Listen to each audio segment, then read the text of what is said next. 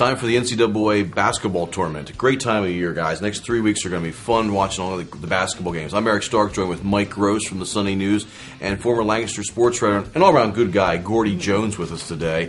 And talking tournament, and let's first talk about, did the committee get it right? Did they get the right teams in here? Who should have made it, and who, were you disappointed to see maybe not? Well, I'm a fan of letting the smaller schools in, letting the smaller conference schools in. I'm a fan of rewarding teams for having had a great season. To me, Arizona, 13 losses, they lost 5 of the last 6. Did not have a great season. I think it's absurd that they were even in the same area code as the bubble. Forget the bubble. I mean, but it's no big deal. And the key thing to remember about this is on Thursday they'll start playing games, and all this will be forgotten. Yeah, it's good banter for Monday, Tuesday. It really is. Yeah. What about you, Gordy? Who jumps out? Well, St. Mary's is the one, I guess, that a lot of people mention. They didn't have their best player, Patty Mills, for I think it was 6 games, and that hurt them ultimately. But at the same time, I mean, what are we talking about here? We're not talking about teams that are going to win the championship. No, we're not. So it gets back to that. I mean, yeah, it is an early week discussion, but does it really matter in the grand scheme? Probably not. St. Mary's have won 13 road games this year. You got to give them credit for that. Team I'm going to go with is Penn State. Great year this year. Had beat Michigan State at Michigan State. Beat Illinois twice, but their non-conference schedule was ranked 311th, so not quite good enough. I think maybe Temple winning their conference title and also Mississippi State winning their conference title. Yeah. But that happens every year. If you're the 6th best team in your conference and you played nobody out of conference, I don't have any sympathy for you. Right.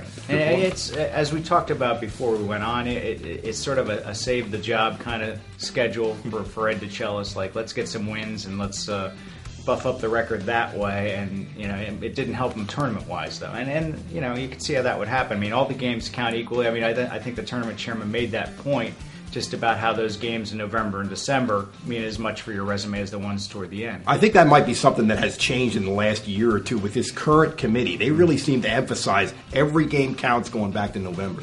That's a good point. Let's talk a bit about the games. Starting in the East, we got some good matchup. Pitts, we got the number 1 seed in there. What do you guys think of number 1 and number 2 seed as well? Which out of that bracket, who's the number 2 here? We got Duke. Yeah. Duke. I'm gonna forget Duke.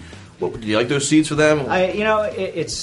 It's one of those things. I look at the tournament field, and it seems like I can mount an argument why teams shouldn't win as much as why a team should win. And Pitt, you go with the DeJuan Blair foul trouble. That's always cost them in all their losses this year, and it cost them in the Big East tournament. And you've got to feel that that's going to come into play at some point in the tournament. And he's such a big, strong, aggressive kid that it's hard for him not to get in foul trouble.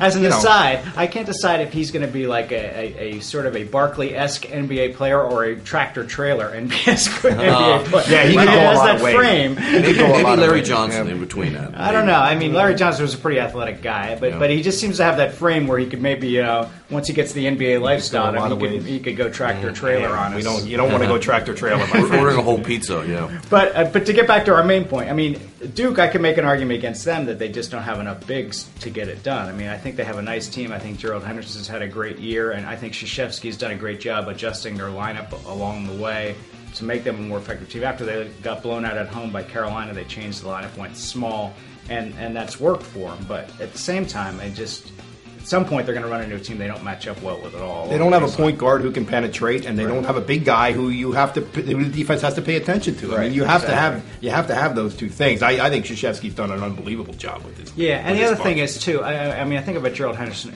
a great player, but when they had their great teams, they had like 4 guys like Gerald Henderson. Yeah. You know what I mean? Yeah. And he's really athletic and has really come into his own. But I think they're limited. I'm not sure I think this might be the softest region, although none of them are soft, but I mean I like Pitt for just because I don't like anybody else as much as I like Pitt.